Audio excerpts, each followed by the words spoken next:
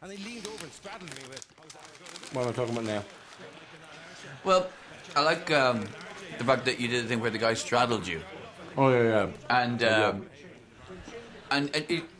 you already had established that you were in a department store. Yeah. And then the man straddled you. Isn't that funny? Which it's the classic opposite of the normal thing is it's like I was talking to a man and he straddled me.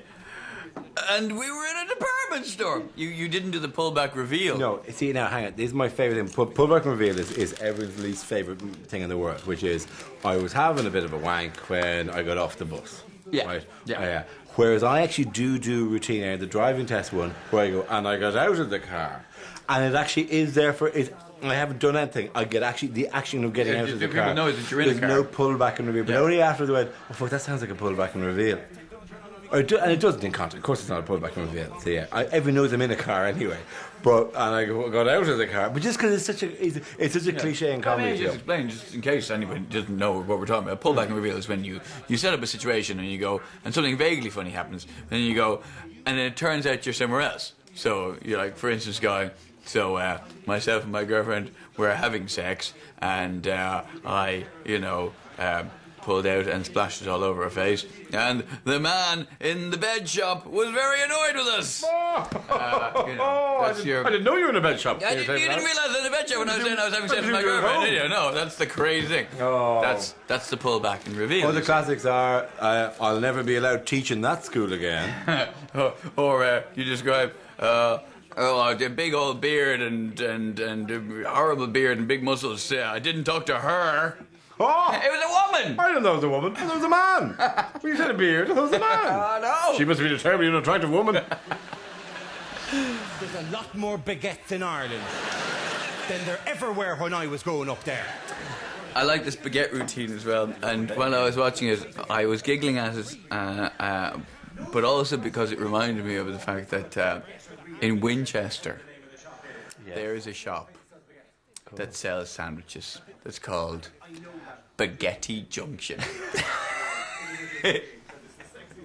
Is that not the best name for a retailer of any kind you've ever heard? Spaghetti Junction. It's genius. Well, I'm very fond of the baguette routine for a number of reasons. A, it says something very fundamental with the Irish psyche.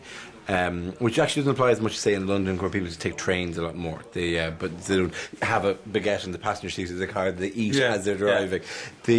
But as well as that, I was in a Spar or Centra, one of these shops in Dublin very recently, and I walked to the counter and I said, with my can of Diet Coke and a newspaper, whatever it was I was buying, and the guy said, "Would you like a baguette?"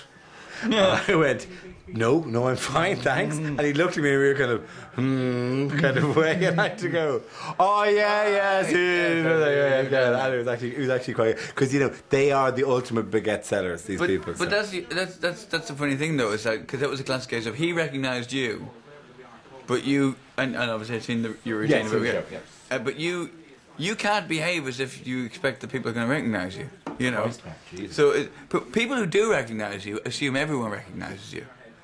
That's a good point, and they forget that you don't actually get recognised everywhere you go. You don't walk around going, hello, did you like my routine about the baguette? Yeah. Hello, how are you? No, of course not, because the proportion of people who recognise you would be 1 in... Well, how far would you put it down? 140, 1 I have no 100. idea. In Ireland, 140. In England, 1 in 400 or something like that. Of interactions, even of people who actually you speak to, taxi drivers, people, and eventually at the end, like on the Thursday of a given week, somebody will go, "Here's a book." And you go, oh. But actually, you don't get spotted at all. Do you ever get recognised by someone, and then someone else who doesn't recognise you gets the hump? That's a really weird thing. I've had that on the tube, where at the time there was a thing I did for Richard and Judy, and I was actually it was a thing in Australia, a report from Australia that I did over the place of a week. And this the thing you didn't. No, you didn't. No, they didn't. No, they gave it to me instead of you. Get pugged because they couldn't get you on a surfboard.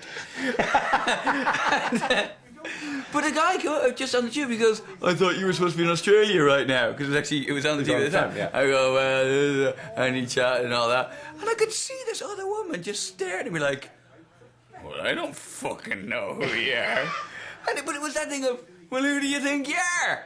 Getting recognised by somebody else. Oh, hang on. I'm going to mime sex again. We have to drink when I mime sex. Every time, part of the drinking game, every time I mime You've initiated your own drinking game. My own drinking game involves all things, but also any time I act like I'm riding, this is grand. Now, watch this. It's quality. It's among my favourites. I have no dignity left at the moment. It's a bit my mother will definitely go, I didn't understand that bit. What was the bit about? Let's move on. There it is, yes. There we go. Yes. You have a very expressive face, by the way. For a face that other people might describe as, doughy. It's actually very expressive. It's probably due to the googliness of your eyes, partly. Don't. But see, just there, though, that shot there, maybe you really look like you're computer generated. Standing in front of that backdrop. When the backdrop is green, you really look like you're in the Matrix. You look like you're the bloke that they just brought on to go, listen, I know you couldn't understand it, but what the architect was going on about, it's actually... I think there's nothing better than the line, look at your mother's arse. Look at your mother's arse. Look at your mother's arse. I also like when you ask this man about his engagement. Okay, well, congratulations, good luck on the big day and all that. And the way you just said, congratulations about it, you could not sound like you gave less of a shit about that man's engagement, about the biggest deal in that man's life. The way you just went, and you got engaged, and now to the comedy. you don't care about to the him. comedy, to the comedy. It's the wild horse. To the comedy. Let us go.